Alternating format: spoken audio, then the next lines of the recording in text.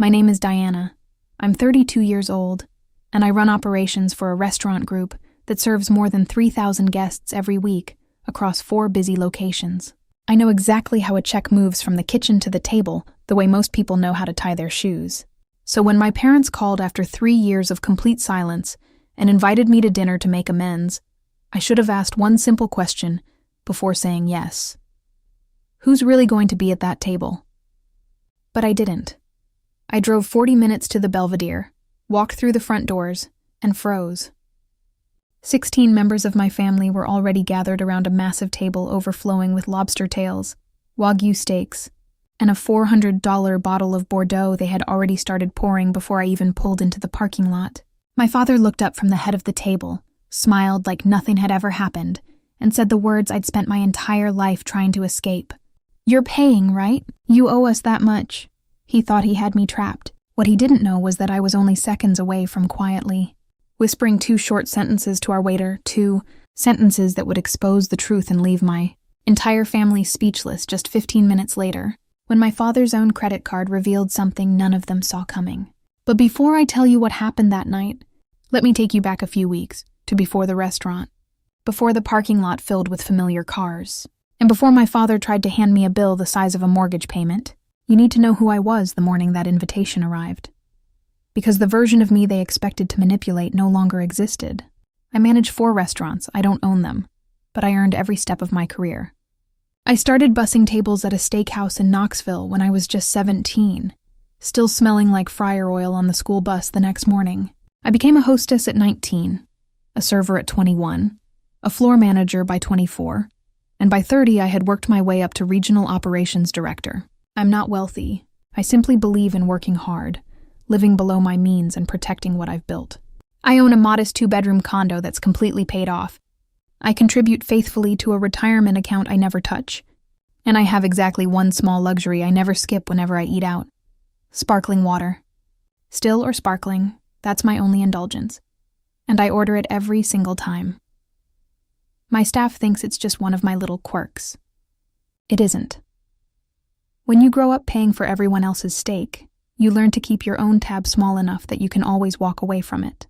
That Tuesday morning, I was sitting in my office reviewing a vendor contract for imported olive oil, the kind of ordinary workday that makes you forget not everyone's life runs on spreadsheets, inventory counts, and profit margins. Then my phone buzzed. I glanced at the screen, and something cold settled behind my ribs. After 3 years of complete silence, there it was. A notification from the family group chat I'd been removed from the day I became the family's villain. Family had added me back. I stared at the notification for a full minute before opening it. Family. The chat with the little red heart emoji my mother had chosen 6 years earlier when she created it, back when it was filled with Thanksgiving recipes, birthday plans, and pictures of Brooke's dog.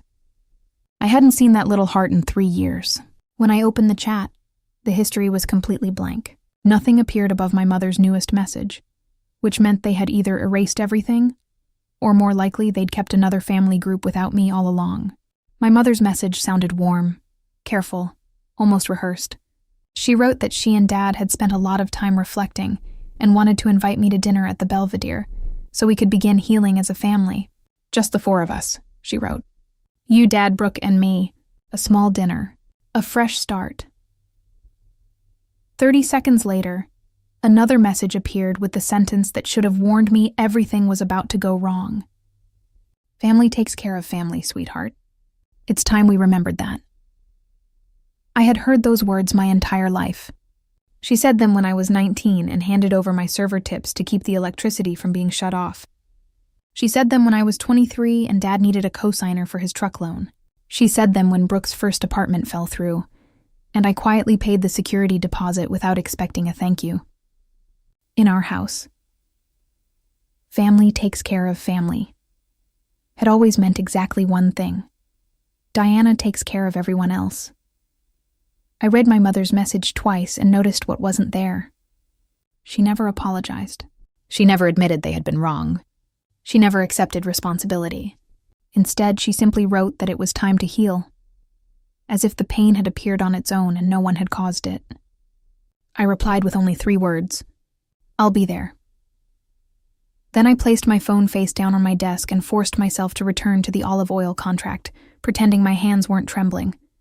3 years earlier, everything had started because my younger sister, Brooke, decided she wanted to open a cafe. She didn't have a business plan, a market analysis, or any experience running a company.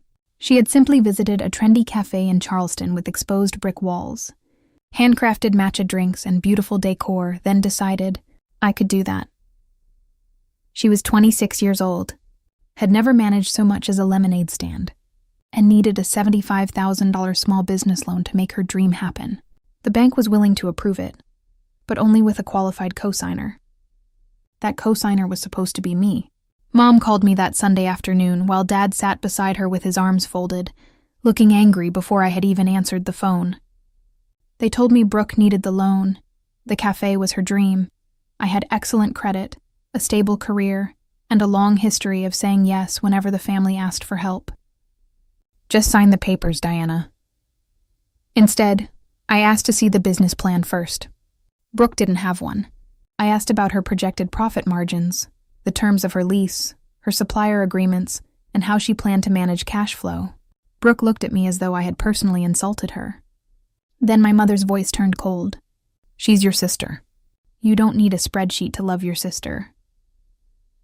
But I still said no, not because I didn't love Brooke. I did love Brooke. But after spending years in the restaurant industry, I had watched too many people pour their life savings into beautiful ideas with no solid foundation. I knew exactly what $75,000 of someone else's debt looked like at 3 o'clock in the morning when the cafe was dark. The chairs were stacked, the doors were locked, and the loan payment was still due. My answer stayed the same. No. Dad slowly stood up, pointed toward the front door, and said the sentence that ended our relationship for the next 3 years. If you won't help this family, then you're not part of it. I walked out without another word and drove home. By the next morning, I had already been removed from the family group chat. No one called. No one texted. No one asked how I was doing. For 3 long years, I became the daughter who supposedly loved money more than her own sister. But here's the part that's hardest to admit. The silence almost broke me. Not because they were right. Deep down, I knew they weren't. It broke me because I missed being needed. That was the real wound. It took 2 years and countless sessions with my therapist, Dr. Kwan, before I could finally put a name to it. I had spent my entire life being the family fixer. It started when I was just 17 years old.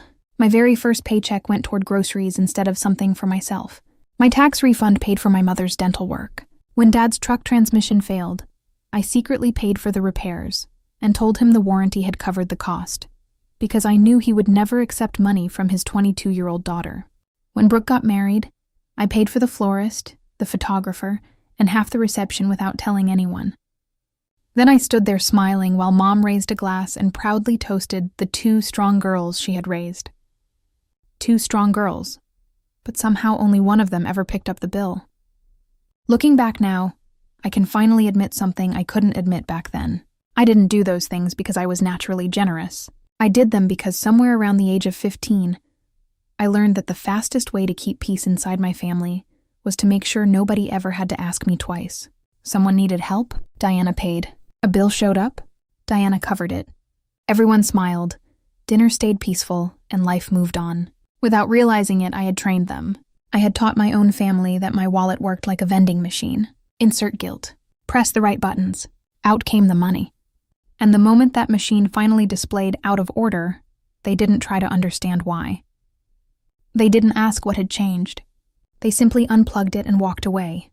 So when my mother's message appeared after 3 years of silence, "Family takes care of family, sweetheart," I felt that old instinct wake up inside me like a muscle I hadn't used in years. A voice in the back of my mind whispered the same command it always had. Go fix it. Pay whatever it costs. Make it peaceful again. That was the instinct I had lived with for most of my life. But then I heard Dr. Kwan's voice in my head, calm and steady, like the ticking of a metronome. You taught them that you would always pay. That's the pattern you have to break. Not by giving more, but by stopping. Those words stayed with me. The day after the invitation arrived, my coworker Jess sat across from me at lunch, listened to the whole story, and shook her head. Diana, this has ambush written all over it." I actually laughed because Jess had never met a single member of my family, yet she understood the situation better than I did. Later that afternoon, my sous chef, Marco, gave me the exact same advice. Don't go. Short, simple, and certain. But by then, I had already made my decision. Not because I trusted my parents. Not because I expected an apology. I needed to look them in the eye and find out whether 3 years had changed anything, or whether the silence had simply been a longer version of the same conversation we had always had, the one where I was expected to listen, agree, and eventually pay the bill. I wanted closure, even if closure meant discovering that the door between us had been permanently nailed shut. There was another reason, too, and I'll admit it because I know some people will understand exactly what I mean. I missed my mother. Not the woman who manipulated people or kept score. I missed the mother who taught me how to make cornbread in a cast-iron skillet when I was 9 years old, who sang Dolly Parton songs while the butter melted in the pan, and who smiled as if nothing in the world could ever come between us. That version of my mother had been gone for 3 years, too, yet some nights I could still hear those songs in my memory. So I told Jess I was going. I told Marco I would be fine. Then I told myself the same thing and almost believed it. Before leaving, I made one simple rule. One dinner. Stay civil, no money. If anything feels wrong, leave before dessert. I wrote those words on a yellow sticky note and pressed it onto my steering wheel as a reminder. One dinner, then home. That sticky note was still there when I pulled into the Belvedere's parking lot and immediately noticed the number of cars waiting outside. I dressed as simply as I could on purpose. Black slacks, a gray blouse I usually wore to vendor meetings, comfortable flat shoes, and no jewelry, except the small silver watch I had bought myself the year I became regional operations director. I didn't wear it to impress anyone. I wore it because I had earned it, and because it always kept perfect time. That felt like enough. I had no interest in walking into the Belvedere looking like I was trying to prove anything. My family already believed I loved showing off my success. The truth was much less exciting. I drove a 9-year-old Honda, meal prepped every Sunday like millions of other people, and spent more time comparing food costs than buying expensive clothes. The drive took 40 quiet minutes. I never turned on the radio. My hands stayed firmly at 10 and 2 on the steering wheel the entire way. Somewhere near the highway merge, a familiar knot tightened in my stomach.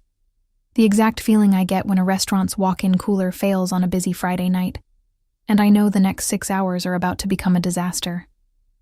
It was instinct. My body recognized the danger long before my mind was willing to admit it. I almost took the next exit and turned around. Almost. But then I remembered the smell of homemade cornbread. I heard Dr. Kwan's steady voice reminding me why I had come. And instead of turning back, I tightened my grip on the wheel and kept driving toward whatever was waiting for me. The Belvedere sat at the far end of a quiet strip of upscale shops I hadn't visited in years. The expensive side of town, where the parking lot is beautifully landscaped, the windows always sparkle, and even the hostesses wear tailored black uniforms. I spotted my father's pickup in the 3rd row. My mother's sedan was parked beside it. That was expected. Then I saw my Aunt Linda's white Buick, Uncle Greg's SUV, Brooke's little hatchback, still carrying the faded bumper sticker from the cafe that had closed just 11 months after opening. Then I recognized 3 more family cars, and 2 vehicles I didn't recognize at all. My stomach sank before I even opened my car door. Just the 4 of us, Mom had promised. I counted 9 vehicles. I sat there for 2 full minutes with the engine off, both hands gripping the steering wheel, staring at the yellow sticky note I had taped there that morning. One dinner, then home. The smartest thing would have been to put the car in reverse, drive the 40 minutes back to my condo, heat up the leftover soup in my refrigerator, and forget the entire Mayfield family reunion I apparently hadn't been told I was attending. But I got out anyway. I straightened my blouse, locked the car, and walked toward the entrance because I was 32 years old, and I had spent the last 3 years learning not to run from difficult moments. I wasn't about to start running again in a restaurant parking lot on a Thursday evening. The front doors were heavy glass framed with polished brass handles, the kind of entrance that quietly tells you entrees start at $42 before you ever see a menu. Inside, the lobby smelled of fresh rosemary, warm bread, polished wood, and old money. A hostess dressed in black smiled politely as she checked the reservation screen. "Mayfield?" she asked. I nodded. She smiled again. "Your party is already seated." She delivered the sentence with the practiced calm of someone who had already been dealing with a large table for over an hour and was doing everything possible not to let her stress show. I recognized that expression instantly. I had worn it myself hundreds of times. She picked up a single menu, just one, and quietly led me toward the back of the dining room. Long before I could see my family, I could hear them. Loud laughter echoed through the restaurant. Glasses clinked together in celebration. Then Aunt Linda's unmistakable laugh sliced through the conversations at every surrounding table. One dinner. Then home. I repeated the words silently as we turned the final corner. And then I saw the table. 16 chairs stretched across a long private dining alcove. Every single seat was occupied except one. The empty chair waiting for me at the far end, directly across from my father. The table was covered with crisp white linen, polished silverware, glowing crystal candle holders, and enough food to feed a wedding party.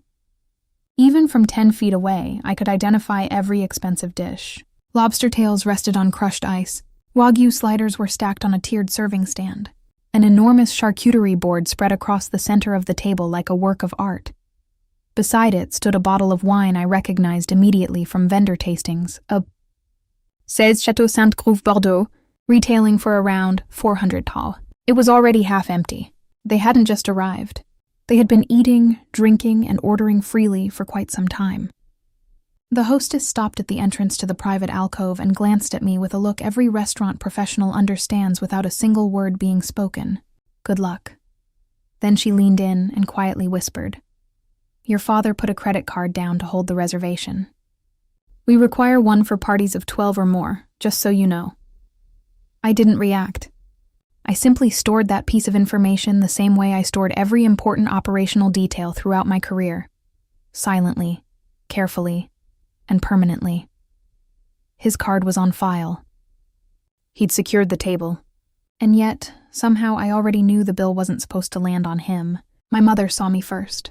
She stood up with both arms open, and every head at the table turned. "Diana, oh sweetheart. Look at you." Applause. Actual applause. Like I was a returning soldier and not the daughter they'd ghosted for 1,000 days. Uncle Greg whistled. Aunt Linda dabbed her eyes with a cloth napkin. Brooke raised her wine glass and smiled. The kind of smile that has teeth but no warmth. 16 people. Lobster and Wagyu and a 400 bottle of Bordeaux. "Just the 4 of us," Mom had written. I sat down. What else do you do when 16 people are watching you? And the chair is already pulled out? And a waiter is pouring water into your glass before your purse hits the floor? I sat down, and I smiled because that's what 15 years of front-of-house training gives you. The ability to smile while your brain is running a threat assessment at full speed. Mom settled back into her seat, beaming. We wanted it to be a surprise. The whole family together, just like old times. I thought it was just the 4 of us, I said. Mom waved her hand like she was swatting a fly. Well, once Linda heard, and then Greg, and then your cousin Tara, it just grew. You know how family is. I knew exactly how family was. I scanned the table. Dad sat at the head, carving a Wagyu slider like it was Thanksgiving turkey. Brooke sat to his left, phone in one hand, wine in the other, scrolling something I couldn't see. Aunt Linda and Uncle Greg anchored the middle. Cousins I hadn't spoken to since Thanksgiving 5 years ago filled the rest. Tyler, Megan, Jake, 2 wives I'd met once, and Aunt Linda's neighbor, who I'd never seen before in my life, but who was apparently eating lobster on whatever occasion this was. The wine was flowing. The platters were half demolished. They'd been here at least an hour before I arrived, and they'd ordered everything on the menu that didn't require a second mortgage.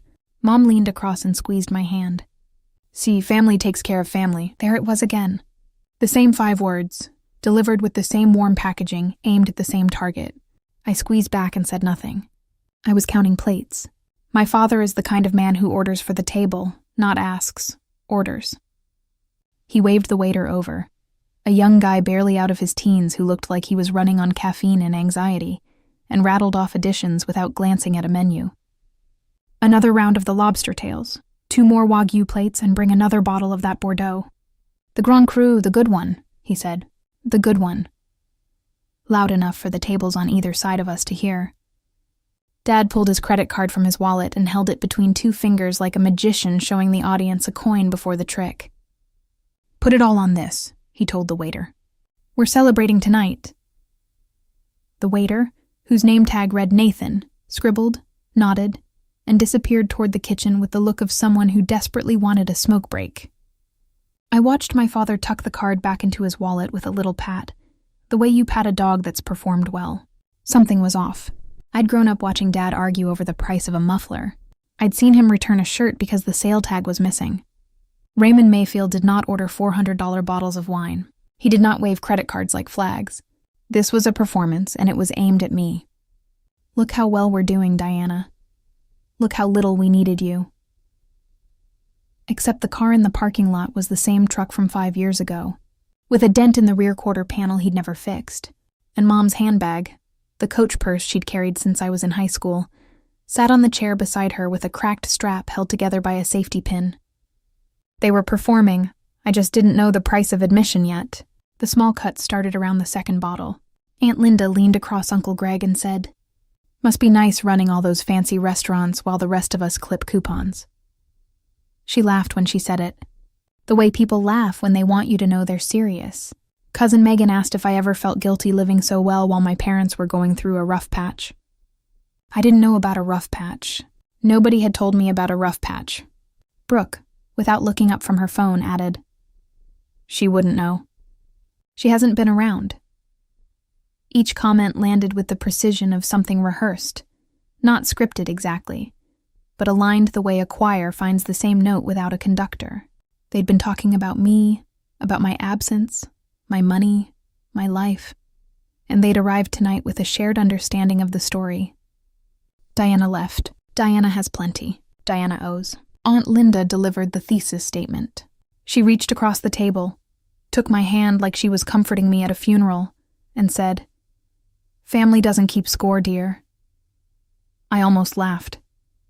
Family doesn't keep score. This from a woman who once stopped speaking to her own daughter-in-law for 6 months over a Thanksgiving seating arrangement. I didn't laugh. I pulled my hand back gently and picked up my glass. Sparkling water, the only thing in front of me, the only thing I'd ordered. The contrast was almost funny. 16 people swimming in lobster and Bordeaux, and me with a glass of San Pellegrino sitting at the end of the table like a designated driver at a bachelor party. Nathan, the young waiter, passed behind me and I caught his eye. "Just the water tonight?" he asked quietly. "Just the water," I said. He nodded like he understood something I hadn't said out loud. "Let me tell you about Nathan. He was maybe 19 or 20, built thin the way restaurant kids are before they learn to eat between rushes. He moved fast but carefully, the way new servers do when the table is too big, the order is too complicated, and they know one wrong plate means a manager conversation they can't afford. I recognized everything about him because I'd been him, 17 years old, 2 tables deep, learning that the guests who snap their fingers are always the ones who tip the least. He was handling our 16 top alone. Well, almost alone. A busser appeared occasionally to clear plates, but Nathan was running every order, every refill, every "excuse me, can we get more butter?" from Aunt Linda, who'd said it 3 times in 20 minutes. He never complained. He never sighed. He refilled my sparkling water without being asked, and when he set the glass back down, he caught me watching the table with an expression I probably should have hidden better. "Long night," he murmured. I almost told him the truth. Instead, I just said, "You're doing great." He blinked, startled, like he'd forgotten customers could say that. Then he straightened up about 1/2 an inch taller and moved on to Uncle Greg's refill. I watched him go and thought about the version of me that used to carry 4 plates up her forearm and cry in the walk-in freezer on the hard nights. That girl had no idea she'd end up on the other side of a table like this, sitting across from the family that made her into a fixer and a funder, being asked, without being asked, to write one more check. But she'd understand what I was about to do. She'd understand it perfectly. I excused myself to the restroom around the 40-minute mark. I needed 2 minutes without Aunt Linda's commentary and a door I could lock. The Belvedere's restroom was the kind with cloth hand towels, lavender soap, and a full-length mirror that made you look slightly better than you felt, which was a neat trick considering I felt like I was digesting glass. I turned on the faucet and pressed cold water against my wrists, the way you do when you need your heart rate to cooperate with your brain. Then I saw it. A phone on the edge of the marble countertop, its screen still lit, the case covered in daisy stickers. Brooke's phone. She must have come in before me and left it when she got distracted. Brooke left things everywhere. It was one of the few traits we shared. I didn't plan to look. I want to be clear about that. But the screen was bright, and the notification banner at the top was from a group chat I'd never been added to. And the preview text was enough to stop my hand mid-reach for the paper towel. The group was called the Dinner Planner. 3 members, Mom, Dad, Brooke. The latest message, sent 4 days ago, was from Mom. The preview showed the words I can still recite from memory. Don't tell Diana it's everyone. She won't dare. The message cut off at the edge of the banner. My pulse was steady. My hands were dry. I picked up the phone the way I'd pick up a vendor invoice that didn't add up. Not angry, not surprised, just confirming what the numbers already told me. I scrolled up. The full message read, "Don't tell Diana it's everyone. Once she's there with the whole family watching, she won't dare say no. She never could handle a scene." Below it, Dad had replied, "Just make sure she sits at my end. I'll handle the ask." Brooke's contribution, timestamped 2 minutes later. Order the good stuff before she gets there. Once it's on the table, she can't exactly send it back. Lol. I kept scrolling. 3 weeks of messages. Mom coordinating RSVPs. Linda's in. Greg's in. Megan says yes if there's wine. Dad was quieter, mostly logistical. Parking, reservation time. How to frame the invitation so it sounded casual. Then the messages that turned my stomach cold. Mom, 10 days ago. The bank called again Thursday. We need to figure out something before June. Dad replied, Diana can cover us through spring. She's got more than enough. And then came the message that hit me like a bag of gravel dropped from a shelf. Mom again, 8 days ago. It's not asking for money. It's letting her back into the family. She should be grateful we're even giving her this chance. Grateful. They wanted me to be grateful for the privilege of being tricked into a 16-person dinner at a restaurant I couldn't have picked for myself.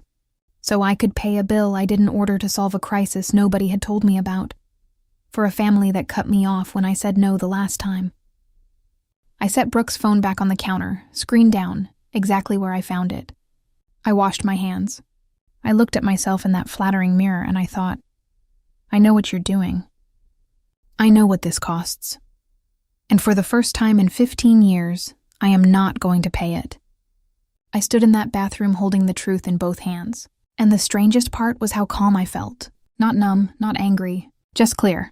The way a kitchen goes quiet right before a dinner rush. Everything in position, nothing wasted, every station ready. If you've ever found out you were loved for what you could provide and not for who you are, you know exactly how cold that tile floor felt under my shoes. Stay with me. Subscribe.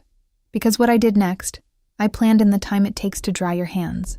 I walked back to the table with the same expression I wear when a health inspector arrives unannounced. Pleasant, unreadable, fully operational. Nobody noticed anything different. Aunt Linda was telling a story about her neighbor's divorce. Uncle Greg was working on his 3rd lobster tail. Brooke had reclaimed her phone from the restroom and was scrolling again, oblivious. But I noticed things now that I hadn't before, or hadn't let myself see. Mom kept glancing at Dad's wallet on the table. Quick little flicks of her eyes, like she was checking a countdown. Dad's laugh was half a beat too loud, the way people laugh when they're nervous and trying to cover it with volume. The second bottle of wine was nearly empty. And nobody had suggested slowing down because why would they? They weren't paying. I was paying. That was the whole point of the evening. And every lobster tail, every Wagyu slider, every pour of that $400 Bordeaux was another brick in the wall they were building around me. High enough that I couldn't climb out without making the scene I'd spent my whole life avoiding. I started asking questions, casual ones, the kind you ask when you're catching up after 3 years. Not the kind you ask when you already know the answers and you're watching people lie. How's the cafe, Brooke? Brooke's wine glass paused halfway to her mouth. Oh, we closed. The market just wasn't there. She said it fast, like pulling off a bandage she'd rehearsed removing. That's too bad. How long did it last? 11 months. Mom jumped in before the silence could settle. Brooke's exploring other options. She has so many talents. I nodded. Then I turned to Dad. How's the contracting business, Dad? Still doing the commercial builds? Dad's jaw tightened for half a second. A tell I'd cataloged before I was old enough to drive. Between projects right now? The economy's been tough. You know how it is. I did know how it was. I knew because I'd just read. The bank called again Thursday and on his wife's phone 10 minutes earlier. And because the dent in his truck was still there. And because the man who'd ordered 2 rounds of lobster and a $400 bottle of wine was sitting across from me performing solvency the way a community theater actor performs Shakespeare.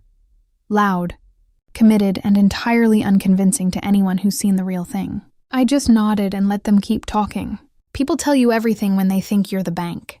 They told me about the kitchen renovation they had put on hold, about the vacation they had decided to skip this year, about how things had been a little tight, but nothing we can't handle. Every sentence was a window into a house I could now see was on fire, and they were all standing on the lawn pretending the smoke was barbecue. The pressure started building the way it always does in my family. Not with a direct question, but with a current. Little comments that pushed in the same direction, casual enough to deny, coordinated enough to corner. Aunt Linda sighed and said, "It must be so rewarding doing well for yourself like that. Some of us aren't so lucky." Cousin Tyler, who I hadn't spoken to since Obama's second term, chimed in with, "Yeah, Diana, you really landed on your feet. That's awesome." Even Uncle Greg, who normally communicated exclusively through sports metaphors, managed a, "You hit a home run out there, kid." Each compliment was a brick. Each brick pointed the same way. "You have money, we see it. And we're reminding you in front of witnesses." Mom orchestrated from the center of the table like a conductor who'd memorized the score. A nod to Linda, a smile at Tyler, a gentle hand on Dad's arm when he started to speak too soon. She was good. She'd always been good. I used to think my mother was just a warm person who liked hosting. Now I understood she was a project manager with a 20-year track record, and her biggest deliverable was sitting at the end of the table drinking sparkling water. The dessert menus arrived. Aunt Linda ordered creme brulee without looking at the price. Brooke asked for the chocolate souffle, which required a 20-minute lead time, which meant she'd ordered it before I sat down. Of course she had. They were running up the tab the way you run up a tab when someone else is paying, without a ceiling, without guilt, without a single glance at the column on the right side of the menu. My sparkling water was down to the ice. Brooke was the one who cracked the surface. She'd had 3 glasses of the Bordeaux by then, enough to sand down whatever filter she normally kept between her brain and her mouth, which was never especially thick to begin with. She leaned across the table, glass in hand, and grinned at me like we were sharing a joke. "Relax, big sister. It's just dinner. You can afford it."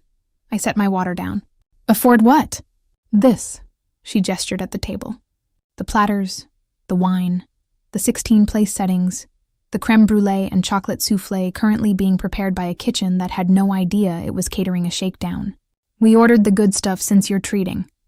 She said it so casually. "Since you're treating," like it had been settled in a meeting I wasn't invited to, which, of course, it had been. The table went quiet for about 3 seconds, which doesn't sound long until you're the one sitting in it. Mom shot Brooke a look that said, "Too early," and Brooke shrugged like she'd bumped a vase she didn't plan to pick up. Uncle Greg studied his lobster. Aunt Linda suddenly found her napkin fascinating. Dad cleared his throat. The silence lasted long enough for Nathan to arrive with a fresh bottle of sparkling water and place it beside my glass, and for me to realize 2 things. First, that Nathan was the only person at this table who had poured me something without expecting anything in return. And second, that Brooke had just confirmed out loud what every single person in this room already knew. I was the mark. This whole dinner was a heist, and every lobster tail was evidence. What happened next was an accident, and I almost felt bad for Cousin Megan when it landed. She was trying to make conversation. Genuinely, I think. Because Megan was the one family member who'd sent me a birthday text during year 2 of the silence. A short, "thinking of you," that I'd never replied to and still felt guilty about. "So, Diana," Megan said, "Mom said you got a big promotion. Something about running a bunch of restaurants now." I kept it simple. "Regional Operations Director. 4 locations." Megan nodded, impressed. That's amazing. Like, you're in charge of all of them? Staffing, vendors, compliance, financials, everything from the loading dock to the check. I said it the way I'd say it in a meeting. Factual, no polish. But the word financials had landed on that table like a rock through a window. Aunt Linda's fork stopped. Uncle Greg looked up from his plate for the first time in 10 minutes. Brooke's scrolling thumb froze. Even Dad shifted in his chair, reviewing, recalculating. They knew I was successful. They'd built their entire evening around the assumption that I was successful enough to pay. But hearing it, the scope, the authority, the specificity of what I actually did, was different from assuming it. They'd pictured me as a well-paid waitress who'd gotten lucky. They hadn't pictured someone who could read a P&L statement faster than they could read a menu, who managed vendor contracts worth more than their house, who knew exactly, down to the cent, what 16 lobster tails and 2 bottles of Grand Cru Bordeaux cost before the check ever arrived. The table recalibrated. I could feel it happening, like a change in barometric pressure. The power hadn't shifted yet, but it had loosened. Dad waited until dessert. He was strategic about it. I'll give him that. The soufflé had arrived. The crème brûlée was cracked, and the second bottle of Bordeaux was upside down in the ice bucket. The table was warm and full and slow with sugar and wine.